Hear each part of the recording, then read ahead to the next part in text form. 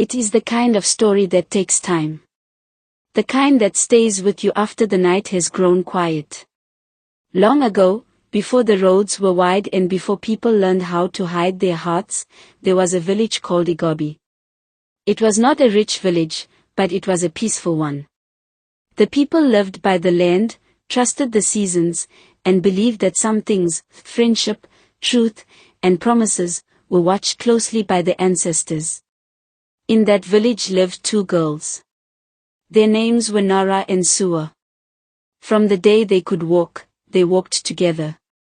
If you saw one by the stream, the other was never far.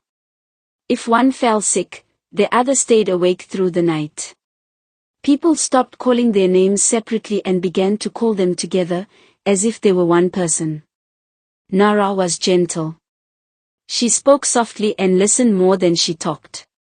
She believed that love, when it came, would be kind. Sua was different. She laughed louder, spoke faster, and noticed things others missed.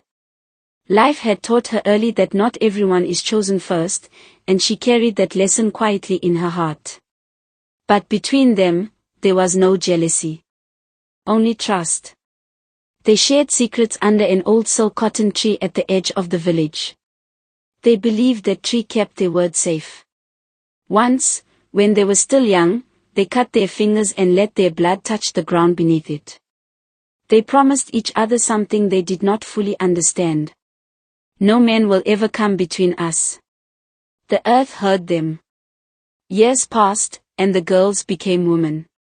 Then one season, when the river swelled and the air felt heavy with change, a young man came to the village. His name was Kalen. He came from far away, from a place where water ran deeper and people stayed quieter. Kalen did not try to impress anyone.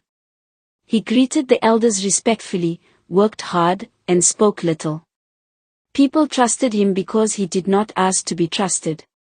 It was Nara he noticed first. Not because she was the most beautiful, but because she was calm. When he spoke to her, she listened. When she spoke, he paid attention. Their love grew slowly, like something planted carefully. Sua watched from the side. At first, she felt only happiness. Nara was her sister in all but blood. She wanted good things for her. And Kalen seemed like a good thing. But slowly, without warning, something inside Sua shifted. She began to notice how Nara was chosen. How someone waited for her. How her absence was felt. And a quiet thought began to grow in Sua's heart, not about Kalen, but about herself. What would it feel like to be chosen like that? She pushed the thought away. But thoughts, once born, do not always die. The night everything changed was an ordinary night. Nara was away, helping a sick relative. The village was quiet. Kalen came by Sua's hut and stayed longer than he should have. He spoke of fear, of doubt, of how love sometimes made him feel trapped. Sua listened. She told herself she was being kind. She told herself she was only helping. She told herself many things. When it happened, it did not feel like betrayal. It felt like confusion. It felt like a mistake that could be undone. But some mistakes leave marks that time cannot erase. When Kalen left before morning, Sua sat alone and felt something heavy settle inside her. She knew then that nothing would ever be the same. And worse, she knew she had not been chosen. She had been convenient. After that night, Sua changed. She laughed too much. Avoided Nara's eyes. Her sleep was restless. In her dreams, she saw broken calabashes and spilled wine soaking into the earth.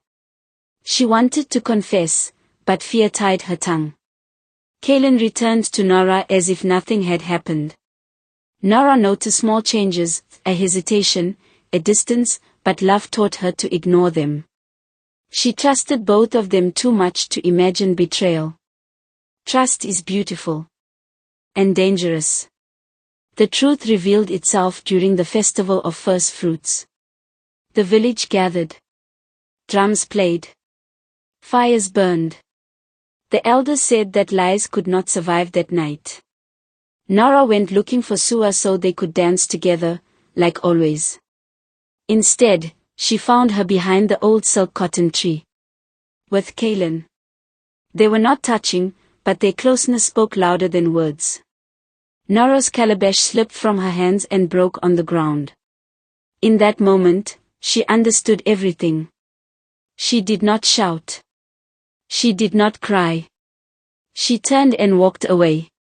And the village felt the weight of her silence. Nora left before dawn. She went far, carrying her pain quietly. She became known as a woman who could listen, who could heal others by simply being present. But she never spoke of Sua. Sua stayed behind. The village forgave her, but she never forgave herself. Kaylin left soon after. Some say the land rejected him. And so the elders still tell the story. Not to frighten, but to remind that friendship is sacred. That betrayal often wears a familiar face. And that some promises, once broken, become stories meant to be remembered.